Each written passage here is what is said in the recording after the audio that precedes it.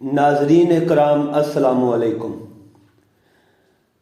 آج میں پاکستان کے انتہائی اہم خاص تہذیبی و ثقافتی ورثہ کے حامل شہر لاہور کی تاریخ کے ساتھ حاضر ہوں۔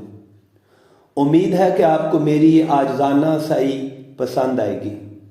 ساتھ ہی آپ اپنے ناقدانہ جائزہ اور ماہرانہ رائے سے ضرور نوازیں گے تاکہ میں آئندہ اپنے کام کو بہتر سے بہتر کر سکوں۔ شکریہ۔ تو پیش خدمت ہے تاریخ لاہور۔ شہر لاہور دریائے راوی کے کنارے واقع ہے۔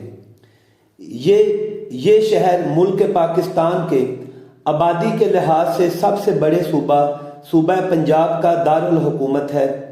یہ شہر تعلیمی، صنعتی اور ثقافتی لحاظ سے انتہائی معروف ہے۔ صوبائی دارالحکومت ہونے کے لحاظ سے پنجاب کے تمام بڑے محکموں کے بڑے تمام دفاتر اسی شہر میں موجود ہیں۔ لاہور آبادی کے لحاظ سے پاکستان کا دوسرا اور پنجاب کا سب سے بڑا شہر ہے۔ جب ہم لاہور کی تاریخ پر نظر دوڑاتے ہیں تو معلوم ہوتا ہے کہ اگرچہ مغلوں کے دور حکومت سے پہلے چغتائی، تغلق، خلجی اور لودھی خاندان کے زمانوں میں پنجاب کا دارالسلطنت دیپال پور تھا، جو کہ پنجاب کے ایک صنعتی و تجارتی شہر اوکارا، جو کہ ضلعی صدر مقام بھی ہے، کی تحصیل ہے۔ دیپال پور اوکارا شہر سے تقریباً 27 کلومیٹر بجانب مشرق واقع ہے۔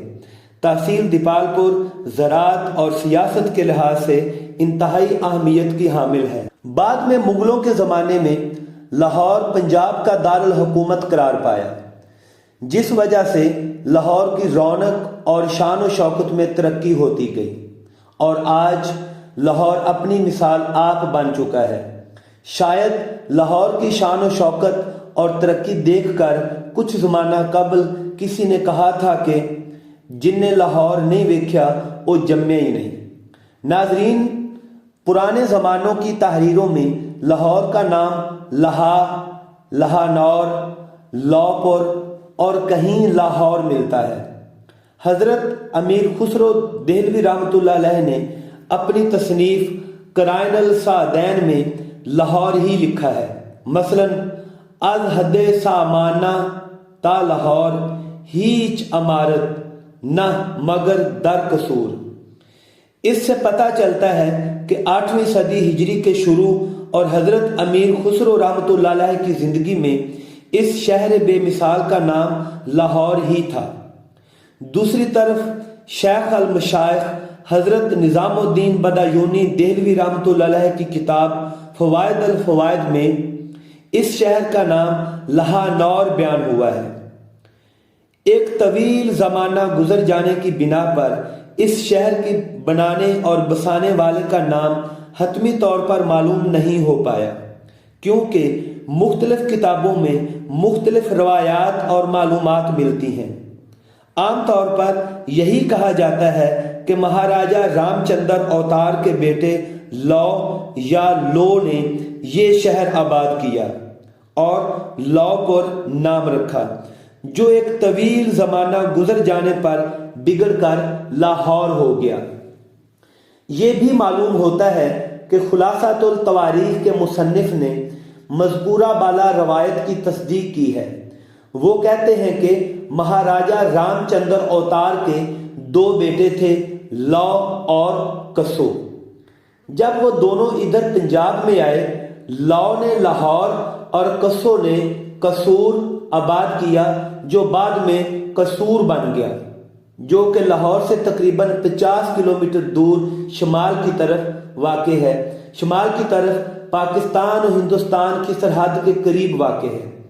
ہیڈ گنڈا سنگھ والا بھی اسی سرحد کے عین قریب واقع ہے، جہاں سے دریائے ستلج پاکستان میں داخل ہوتا ہے۔ ناظرین، دوسری طرف صاحب رسالہ تحفۃ الواصلین شیخ احمد زنجانی رحمۃ اللہ علیہ، جنہوں نے یہ کتاب 435 ہجری میں سلطان مسعود غزنوی کے زمانہ میں لاہور میں بیٹھ کر لاہور کے علماء و فضلاء کے بارے میں لکھی ہے، انہوں نے خلاصۃ التواریخ کو یکسر رد کر دیا ہے۔ شیخ احمد زنجانی فرماتے ہیں کہ پانڈووں کی اولاد میں سے ہونے والے ایک بڑے راجا پریچت نے لاہور کو آباد کیا۔ بعد میں یہ آبادی قحط کی وجہ سے ویران ہو گئی اور مدتوں ویران اور بے آباد ہی رہی۔ بعد میں راجا بکرماجیت کے حکم سے اس بستی کو دوبارہ آباد کرنا شروع کیا گیا۔ اس بستی کی آبادی کا عمل جاری ہی تھا کہ راجا بکرماجیت چل بسے۔ بعد میں سمند پال جوگی تخت پر بیٹھا۔ اسی کے زمانہ حکمرانی میں یہ بستی آباد ہوئی اور سمند پال نگری نام پایا۔ مدتوں بعد جب راجا دیپ چند دہلی کا حکمران بنا تو اس نے پنجاب کا علاقہ اپنے بھتیجے لوہار چند کو جاگیر میں دے دیا۔ لوہار چند جب پنجاب پر مکمل قابض ہو گیا تو اس نے اس بستی کو اپنا دارالحکومت بنایا اور ترقی دی۔ بعد میں ایک عرصہ کے سمند پال نگری کا نام بدل کر لوہار پور رکھا، جو کثرت استعمال سے لاہور ہو گیا۔ ازاں بعد عہد اسلامی آیا۔ مسلمان بادشاہان نے مغربی علاقوں پر حکومت کی، اور جب سبکتگین غزنوی نے پنجاب پر حملہ کیا تب اس بستی کا نام لاہور ہی تھا۔ اس زمانہ میں برہمن راجا جے پال پنجاب کا حاکم تھا اور لاہور اس کا دارالسلطنت تھا۔ اس راجا کی لڑائیاں سبکتگین کے بعد ان کے فرزند سلطان محمود غزنوی کے ساتھ بھی ہوئیں۔ ناظرین، پہلے اس شہر کے گرد کوئی حفاظتی دیوار یا فصیل نہ تھی۔ بعد میں مغل شہنشاہ ہند جلال الدین محمد اکبر نے اس شہر کے گرد ایک پختہ حفاظتی دیوار بنائی۔ یہ فصیل بہت بلند اور چوڑی تھی۔ 12 بڑے اور ایک چھوٹا دروازہ جسے موری دروازہ کہا جاتا ہے، کل 13 دروازے بنائے گئے۔ ہر ایک دروازے سے اس سے اگلے دروازے تک 10-10 بڑے برج بنوائے گئے۔ یہ دروازے پختہ اور مضبوط تعمیر کیے گئے اور ساتھ ہی ایک پختہ قلعہ بھی بنوایا گیا۔ اکبر بادشاہ کے زمانہ کی بنوائی گئی فصیل زمانہ سکھی کے آخر تک قائم رہی۔ بعد میں انگریزی دور میں اتنی اونچی دیوار کو بیکار اور بے مقصد خیال کیا گیا اور تقریباً آدھی دیوار گرا دی گئی۔ پھر کچھ عرصہ بعد بقیہ نصف دیوار بھی گرا کر اس کی جگہ ایک مختصر پختہ دیوار بنائی گئی، جو کچھ یا کسی حد تک ابھی بھی موجود ہے۔ تو ناظرین کرام، اس دیوار میں بنائے گئے 13 دروازوں کے نام کچھ اس طرح سے ہیں: دہلی، اکبری، موتی، شاہ عالمی، لوہاری، موری، بھاٹی، ٹکسالی اور یکی یا زکی دروازہ۔ اگر زندگی نے وفا کی اور خدائے بزرگ کو برتر کو منظور ہوا تو اگلی ویڈیو لاہور کے مذکورہ بالا 13 دروازوں کے بارے میں بنا کر حاضر ہوں۔